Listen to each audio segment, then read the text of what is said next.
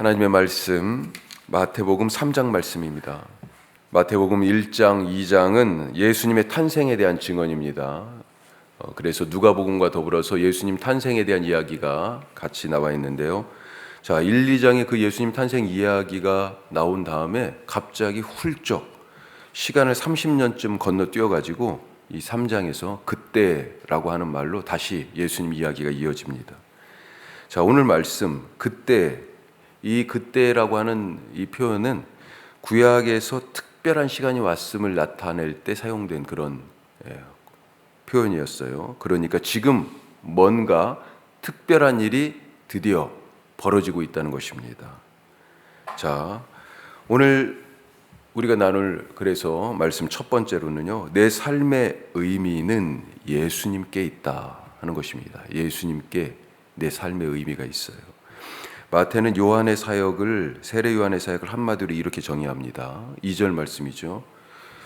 이렇게 같이 함께 읽겠습니다. 회개하라, 천국이 가까이 왔느니라 하였으니, 회개하라, 천국이 가까이 왔느니라. 요한을 소개하면서 이 한마디를 먼저 말하고 있어요. 천국이 가깝습니다. 우리 사는 세상이 멸망을 향해 나아가는, 그러니까 마치 점점 지옥에 가까워지는 것 같은 그런 느낌일 때가 있지만, 아이러니하게도 어느 때보다 천국에 가까운 때를 살고 있지 않습니까? 그만큼 더 주님 오실 날이 가깝기 때문에 그렇습니다. 자, 마태가 이 요한에 대해서 뭐라고 평가하고 있습니까? 3절에 보니까 요한을 광야에서 외치는 자의 소리, 이렇게 소개하고 있어요. 이건 요한이 한 얘기가 아닙니다. 선지자의 이사야 말한 그 사람이 바로 이 사람이다라고 소개를 하고 있는 거예요. 그러면서 그가 한 일을, 주의 길을 준비하고 그가 오실 길을 곧게 펴는 그런 일을 한 사람이다. 또 11절 이후에 보면 요한 이야기가 또 나옵니다. 자, 요한은 자기 사역을 요한이 직접 이제는 말하는 거예요. 자기 사역은 한마디로 얘기하니까 그림자다, 이런 얘기예요. 요한 사역의 트레이드 마크가 뭡니까? 세례잖아요. 세례. 사람들이 몰려왔고 세례 받으러, 그래서 자부심을 가졌을 거예요. 요한 하면 떠오르는 것이 세례에서 사람들이요, 오죽하면 그의 이름 앞에 세례라고 붙였잖아요. 그래서 마치 세례 요한이라고 하는 말이 고유명사인 것처럼 그렇게 여겨질 정도로, 아, 요한 하면 세례였어요. 세례. 자, 그런데 요한이 자기가 베푸는 이 세례 사역에 대해서 어떻게 말하고 있습니까? 나는 물로 세례를 주지만 내 뒤에 오시는 분은 나보다 능력이 많은 분이어서 그분은 성령과 불로 세례를 주신다. 아니, 자기 뒤에 오는 후임자잖아요. 그런데 그분의 세례는 높이고 자기의 세례는 깎아내리듯이 그렇게 말하고 있습니다. 나는 그림자예요, 이런 얘기죠. 나는 그림자예요. 내가 베푸는 세례는 그림자고요, 진짜는 이 뒤에 있어요. 당신들이 나에게 오는데 나는 목적지가 아니에요. 나는 방향을 알려주는 이정표고요, 목적지가 저기다라고 보여주는 안내판입니다. 여러분이 가야 할 목적지는 내가 아니고 내 뒤에 오시는 분입니다. 여러분이 받아야 할 세례는 내가 주는 물 세례가 아니고 그분이 베푸시는 불과 성령의 세례입니다. 이렇게 말하고 있는 것입니다. 이런 요한에게서, 이런 요한의 삶에서 예수님이 빠진다면 어떻게 되겠습니까? 무엇이 남을까요? 요한에게서 예수님을 싹 빼면 뭐가 남아요? 아무것도 없습니다. 요한의 일은 예수님이 오실 길을 준비하는 일이고요, 요한의 물 세례는 예수님이 주는 성령 세례의 그림자니까 예수님이 빠지면 요한은 아무것도 아닙니다. 요한의 삶의 의미는 예수님이라는 거죠.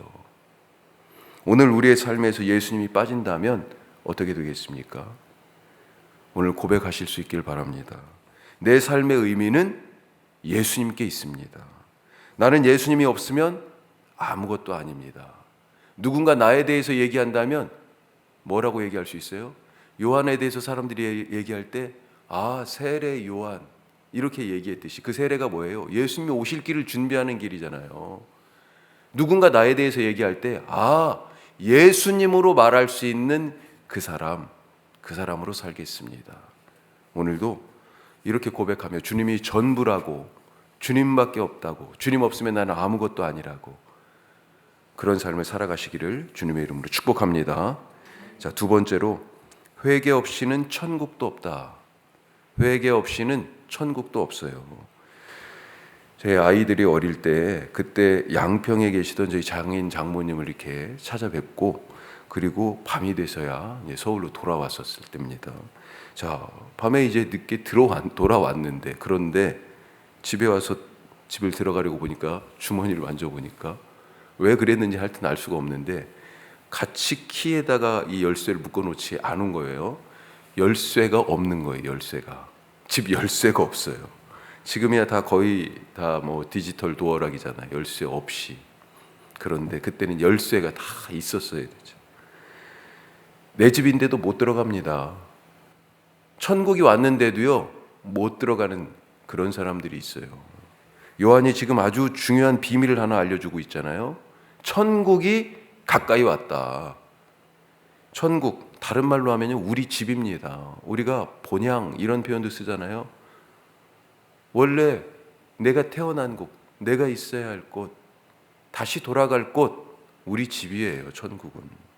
하나님이 사람을 지으시고 하나님의 동산에서 살게 하셨죠. 그때 거기서 우리는 하나님과 함께 살았습니다. 사람이 하나님과 함께 사는 것이 천국이잖아요. 그런데 그 천국을 잃어버렸습니다.